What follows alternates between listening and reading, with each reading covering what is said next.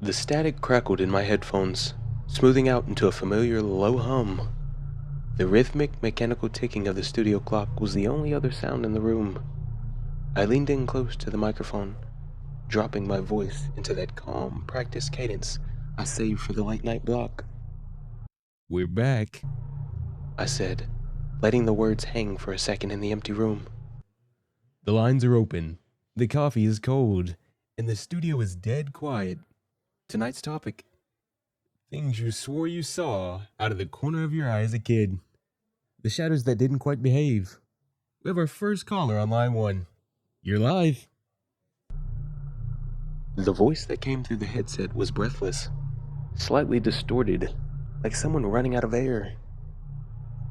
"You need to look at your monitor," they whispered. "The live feed. You need to look at it right now." I let out a polite, dismissive chuckle, the kind you give to a prankster. All right. Starting us off with a classic jump scare setup. I like the energy, but my monitor's fine, friend. It's just me and a very boring gray wall behind me. "No!" The caller insisted, genuine panic bleeding through the static. "Look up! In the rafters! It looks wrong. It looks like it's drawn, but it's moving. Sharp. Too many angles. It has these long, red, jagged fingers wrapped around the lighting rig. It's smiling, and it's looking right at the back of your head." The low hum of the studio subtly pitched down. A single distinct creak of metal echoed from high above my microphone. My radio voice dropped entirely. The silence stretched for 3 agonizing beats. "Who is this?" A harsh dial tone cut through the tension. They had hung up, but the tone was abruptly silenced by a heavy metallic thud directly above my head. "Okay. Very funny." I whispered, my voice tight as I leaned closer to the mic. "If someone in the booth is messing with the feed, you can cut it out. We're live." A slow, agonizing scrape answered me. It sounded like a thick blade being dragged across the aluminum rafters. My breathing grew heavy. My chair gave a distinct, high-pitched squeak as I slowly rolled backward, forcing myself to look at the live monitor on my desk. The chat was moving too fast to read. Just a blur of, "Look up. Behind you. What is that filter?" "Guys," I stammered. "I'm not running a filter." I watched the monitor in horror as the thing climbed down the lighting cables. It didn't even look real. It was entirely composed of sharp edges and flat, crushing shadows, like a cartoon cut out of a demon dragged, kicking and screaming into the real world. But it was physically here, blocking out the studio light.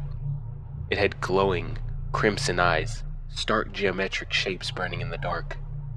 Its hands were black, jagged spikes, and they were reaching toward the camera. The sound of shattering glass exploded through the studio. The live feed cut to a high-pitched test tone, blaring for 2 seconds before snapping into total, suffocating dead air. The studio lights died, plunging me into pitch black. I scrambled away from the desk, backing hard into the padded soundproof wall. "Hello?" I screamed at the observation window. "Is anyone in the control room? Cut the mics. Cut everything." The physical room remained dead silent, but inside my headphones, a synthesized static roared to life. It sounded like a corrupted audio file or an old video game crashing. I fumbled along the wall in the dark, desperate to find the heavy acoustic door. But when my hands hit the spot where the metal handle should be, there was nothing to grip. The wall was perfectly flat. I ran my fingers over the padding in a frenzy. The handle, it was just painted on. It was just a cold, 2-dimensional line drawn onto the surface. A sound like thick paper being torn slowly filled the room. The creature was on the floor with me. It didn't speak. It didn't breathe.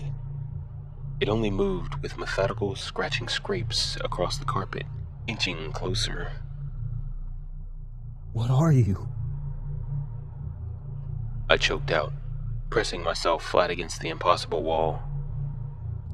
There was no answer, no gloating voice in the dark, just the sound of a sharp, sizzling hiss, like a hot iron hitting damp cloth. I opened my mouth to scream as the shadow loomed over me, but the sound was cut off, abruptly losing its depth, flattening out into a tiny, compressed squeak. I looked down at my arm in sheer panic. It was losing its dimension. The flesh and bone were collapsing, turning into flat, jagged lines of ink and shadow. I couldn't make a sound. I couldn't move. I could only watch as my heavy studio chair squeaked under the weight of something massive and sharp taking my place. A heavy, jagged claw tapped against the microphone screen. The on-air sign buzzed loudly to life, glowing a harsh, vibrant neon red in the dark. When the creature finally spoke into the microphone, it didn't use its own voice. It perfectly mimicked mine. It was my exact, calm, late-night radio cadence, but beneath it lay a terrifying multi-layered electronic distortion. We're back. Apologies for the technical difficulties, listeners. Just a blown fuse in the dark. The lines remain open, and the studio is so very, very quiet. If you're lying in bed right now, staring at that pile of clothes in the corner of your room, keep watching it. We'll be right here. Stay tuned.